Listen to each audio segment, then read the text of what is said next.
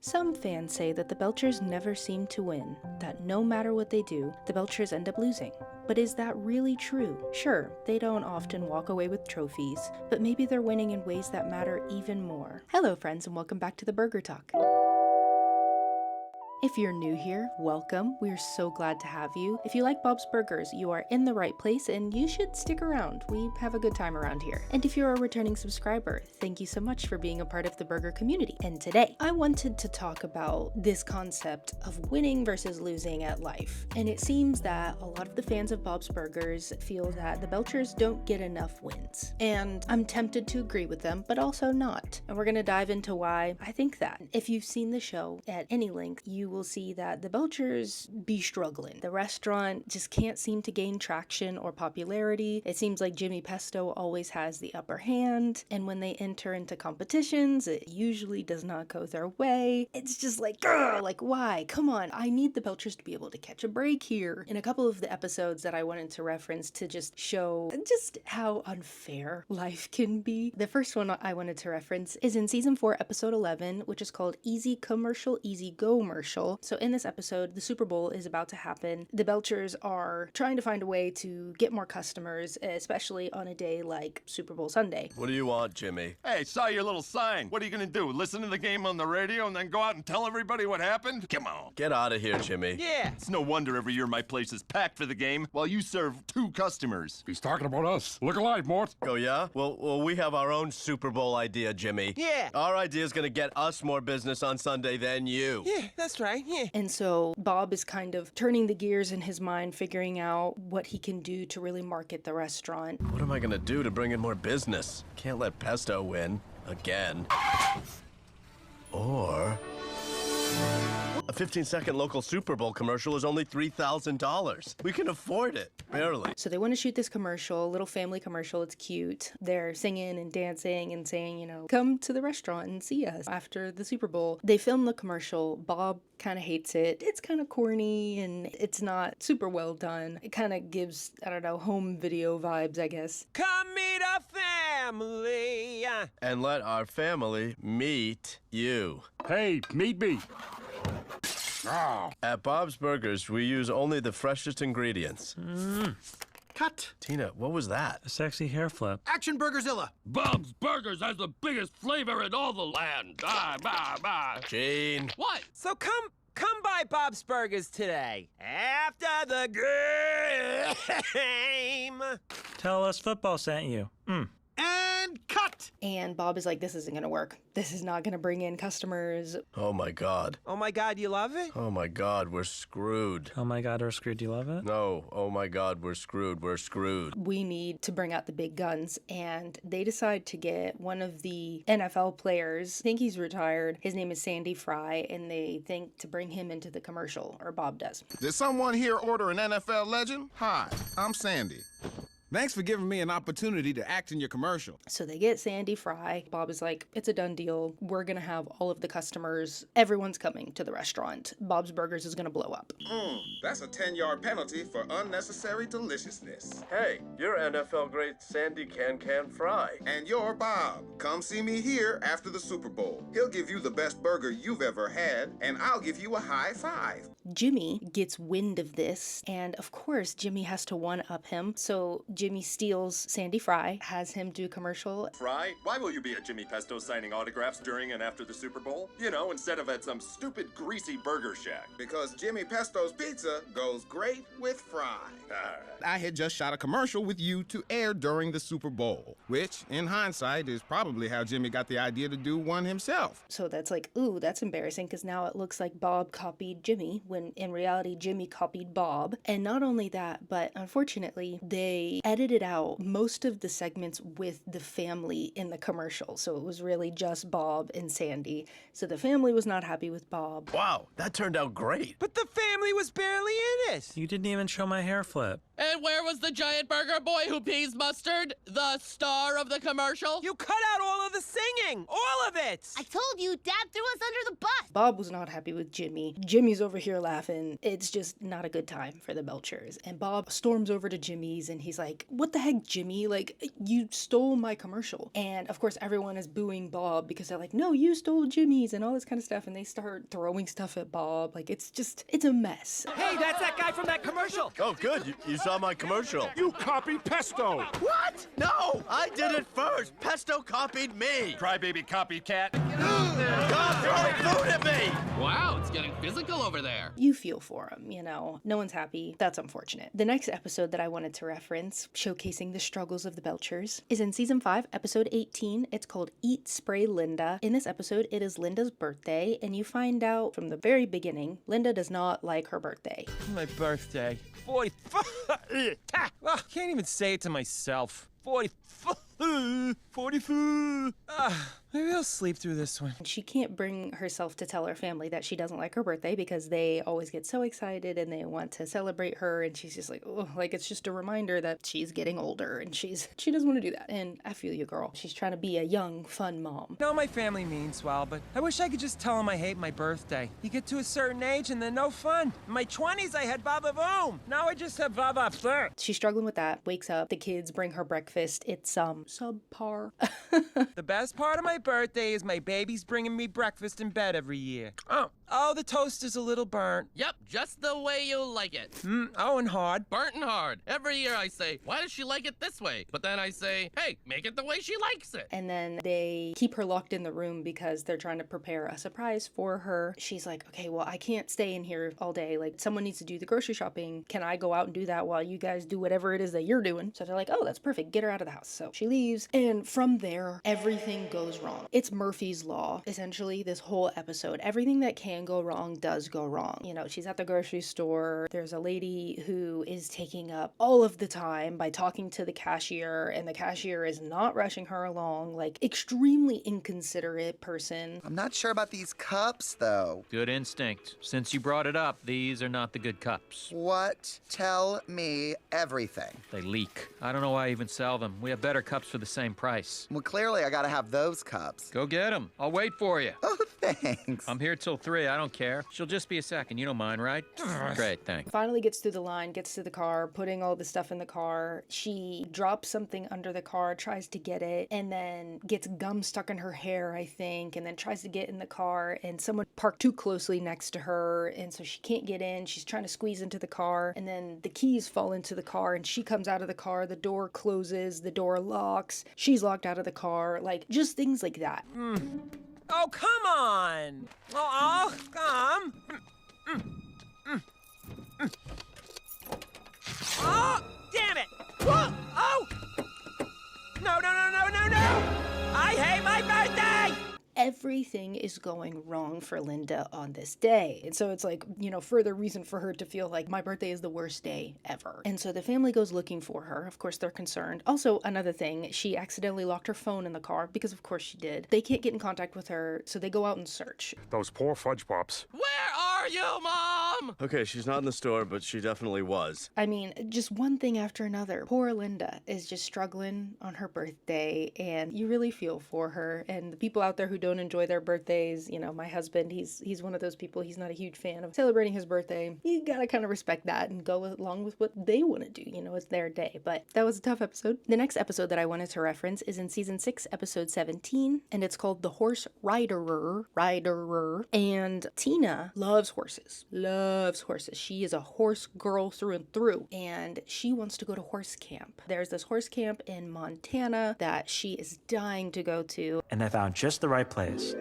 It's the week-long Hoof Dreams Horse Camp in Montana. You get to participate in a live horse birth and a sunrise ride to the top of a mountain where a Native American gives you an honorary horse-inspired name. And then at the end, you get to keep the horse. And she's like begging her parents, please let me go, Mom and Dad. Look, we know you want to go to that horse camp, Tina. You've left pamphlets everywhere. Like here, under my food. Ugh. Well, then you know there's still time to sign me up this summer. We've all been there. I know you have. I know you've been there. And unfortunately, like we have said, the Belchers are not that great on their finances. They don't have money to send her to this camp in Montana. But Jean and Louise are the ones that basically convince their parents, we should try and send Tina to some horse camp. We're going to help out. We're going to pitch in. So yeah, just sell this stuff, use the money to pay for Tina's horse camp, and give us whatever's left over. You're welcome. Guys, it's very sweet of you, but we're not selling you stuff. Plus, no offense, but I don't think it would cover the cost. I mean, this is a pine cone. Mr. Pinecone. You know, we could push off fixing the deep fryer for a few months and use that money to send Tina to a cheaper horse camp around here. What the hell? Let's do it. Maybe we don't need fries. For now. Yeah, okay, yeah! All right! Yeah! So they send her to camp, and so you're just so excited for Tina. I'm so happy! Oh. Hooray! Horse camp! But then, for some reason, Tina is given the most problematic horse. Well, not for some reason. It's because she's the most experienced person there. Like, she knows the most about horses out of the rest of the group. So the teacher is like, well, then, since you're the expert, you get to take our most problematic horse. Unfortunate for Tina. And for some reason, this horse is the worst. Like, the horse, like, hates her. And I'm like, first of all, what is wrong with you? And she's spending the whole time just trying to get this horse to like her, just doing her darndest. And she's just been dreaming of this. I think this is the first time she's ever ridden a horse, and the horse that she gets ends up hating her.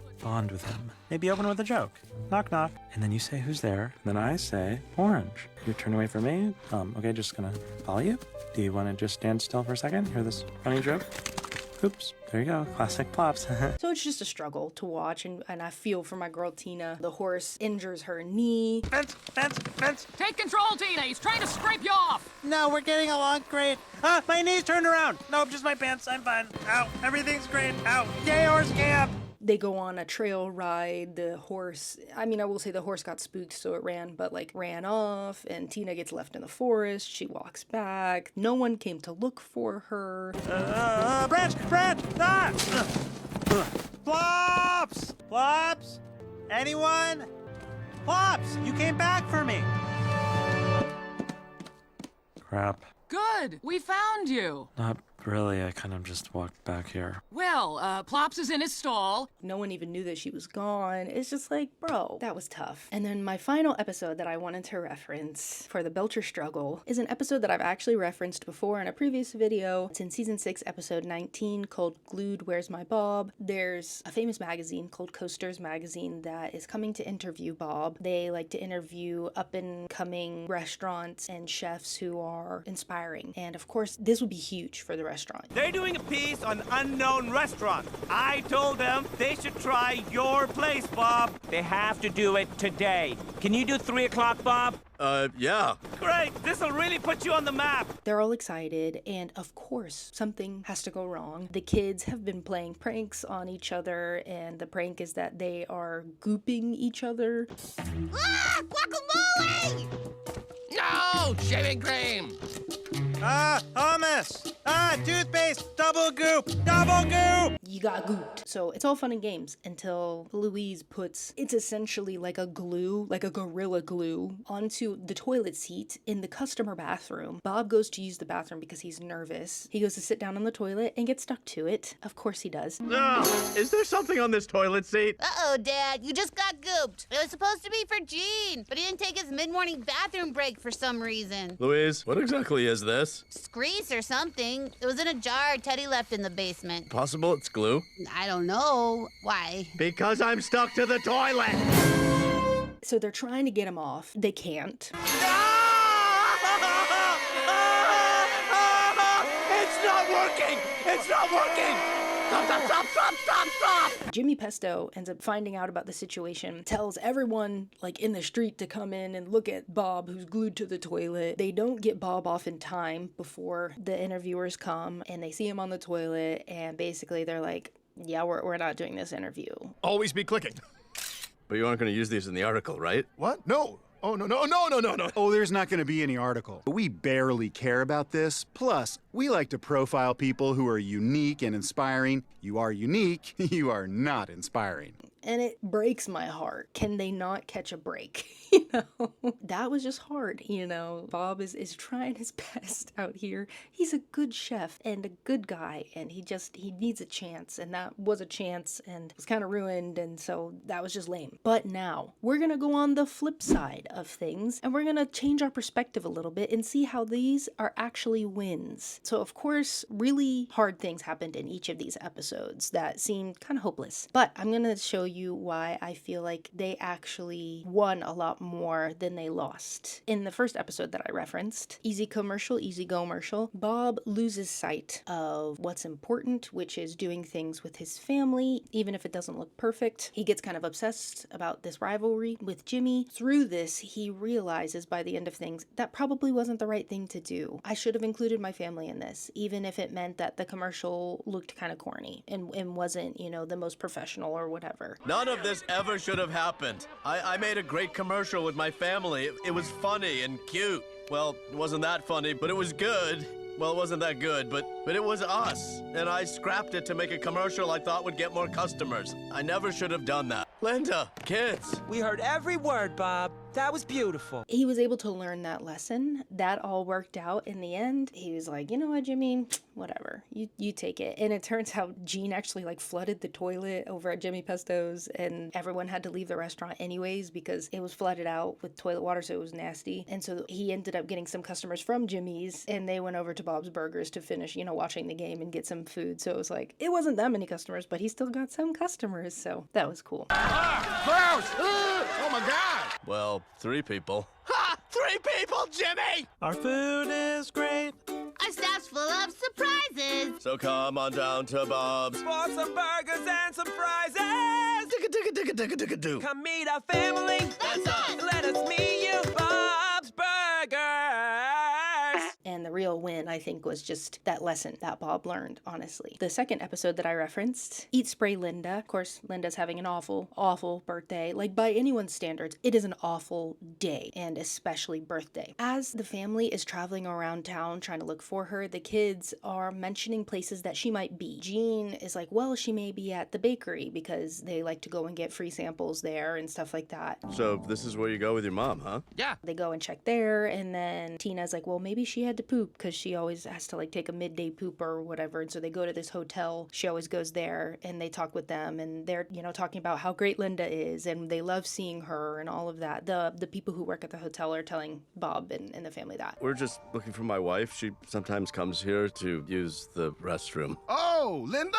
You must be Bob. Yes. Wait, you know her? Well, as much as you can know a woman who comes to your hotel once or twice a week to poop. Hey, Tim, have you seen Linda today? She does her PM in the PM. Bye. Say hi to Linda for me. And then, you know, I think the third place, you know, Louise said, well, she may be here. I don't know. We haven't come to this place in a while, but it was like an animal adoption center. Apparently, Linda would take Louise to go and pet the puppies, and it was just very cute, very sweet. Well, she's not here. Let's call it. Wait, Louise, you and your mom come here Used to come. to pet the puppies? No! I'm always outside just pitching pennies, breaking bottles, you know, being a hoodlum. And Bob just realizes all of these things about Linda that he didn't even know is just very heartfelt, that he gets to see these different sides to her that he didn't realize that she had. And then by the end of things, Linda finally makes it home and she's able to just relax. She got sprayed by like 2 different skunks. Oh God, uh-oh, it's a skunk. Not bother you. Oh God! Whoa! Oh, for the love of Pete! Black fuzzy thing.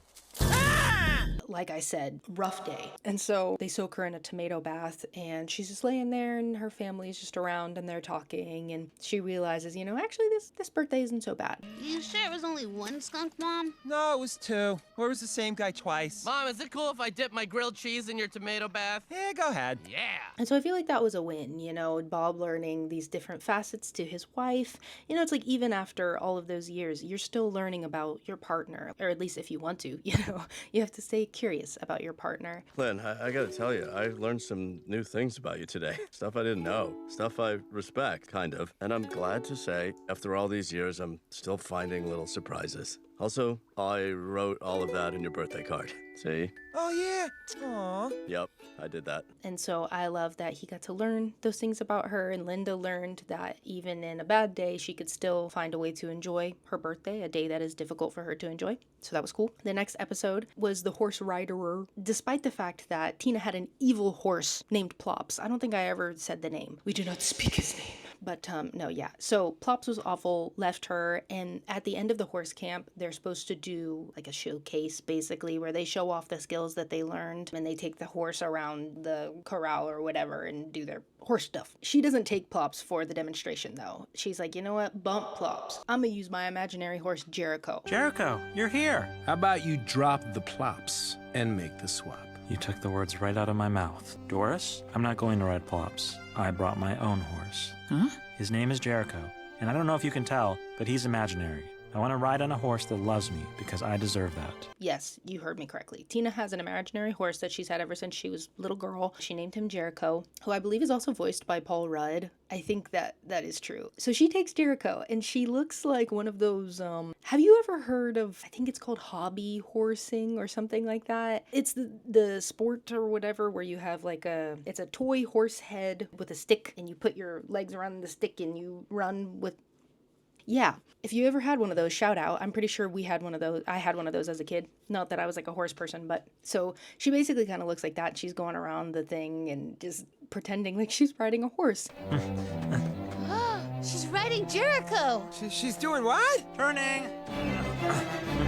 God, her form is perfect. Taking this job. I'm okay. It seems lame, but Tina's happy, and she's right where she wants to be. And I think that was the goal anyways. Like, they wanted their little girl to be happy, and even though they had to spend some money that they didn't necessarily have, it created a lasting memory for their daughter. And I think that is going to be a whole lot more important to her development than them fixing their deep fryer or whatever. So we paid all that money for Tina to ride an imaginary horse? Yeah, but look how happy she is. She's beautiful out there. Yeah, she is. That was a win in my book. And then the last episode that I referenced, of course, was Glued, Where's My Bob? And of course, Bob being stuck on the toilet, the interviewers coming, shooting him down, like just being straight up mean to him, basically. Him being humiliated because of something that his kids did, like that is just really hard. But I think some lessons learned in the episode that were very important. Louise learned how to take responsibility for her actions. You know, the whole time she's trying to be like, this wasn't my fault, because it was originally meant for Gene. Gene was supposed to be the one who went to the bathroom because he runs on like a schedule. So he was supposed to be the one who got gooped. She was like, well, if Gene had just done what he was supposed to do, then this wouldn't have happened to you, Dad. So it's not my fault, really. It's like, that's not how that works. That is a flawed logic. Louise learned that she had part in this. Thanks for stopping it! Great outburst, Bob. Really great outburst. No,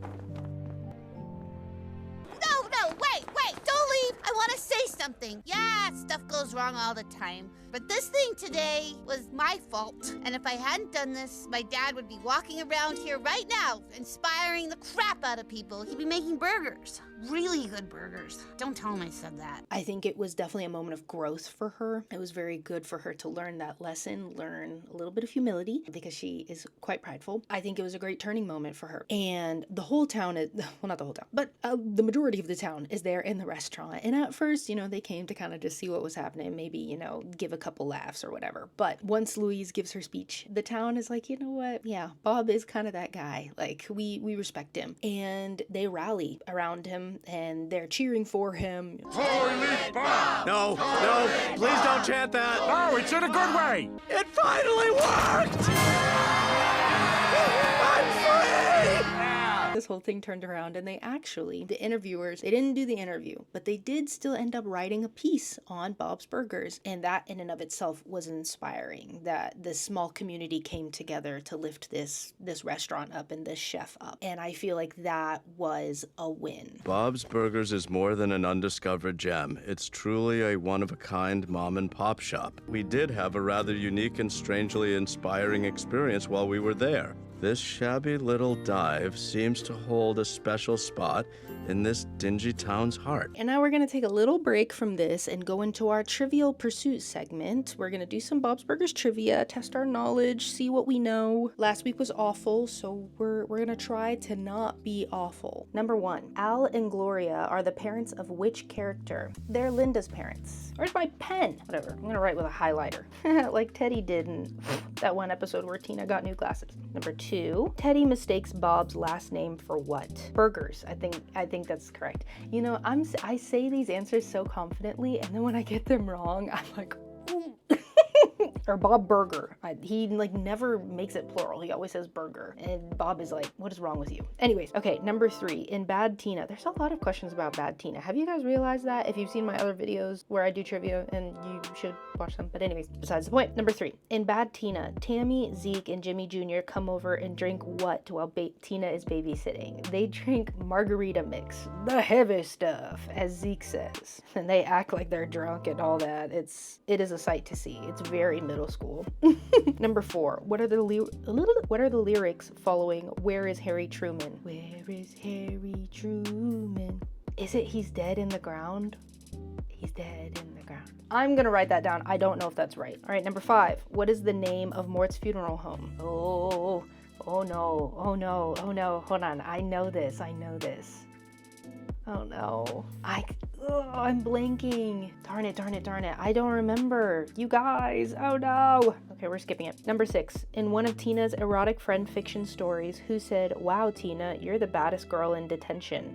I think that was Zeke, yeah. Checking our answers. Number 1 is Linda. Number 2 is burger, not plural, singular. Number 3, margarita mix. Number 4, he's dead in the ground. Yes. Number 5, it's your funeral. Man, if you knew that one, a student. No, I got the last one wrong. See, what did I say? I'll be saying these things with chest and then I'm wrong. But you know what? I'm gonna be loud and wrong. How about that? Number 6 is Jimmy Jr., not Zeke. Darn it, Jeju. All right, people, and we got 4 out of 6 right. So there was improvement. So I would say that was a win. What have we learned today? That was a win. You know, we're choosing to change our perspective on things. And now back to our regularly scheduled program for the closing thoughts. So yes, the Belchers do tend to lose a lot if you're counting trophies, I suppose. But if you're counting those moments where they build intimacy and loyalty, love, support, then I would argue that it's a win every time. I think that these things matter a lot more to the human development and building true connection with people. So, you know, maybe Bob's Burgers isn't about watching a family clawing their way to the top and clawing their way to success. I think it's more about a family who is learning to hold on to each other tightly in the midst of the chaos. I think it's relatable. I think it's fun. I think it's heartwarming. I think it's downright therapeutic is what it is. But I think that's all that I wanted to say on that note. Thank you so much for watching this video. If you did like it, go ahead and hit that like button and also hit that subscribe button so that you can see this face a whole lot more. And I will catch you on the next one. Bye!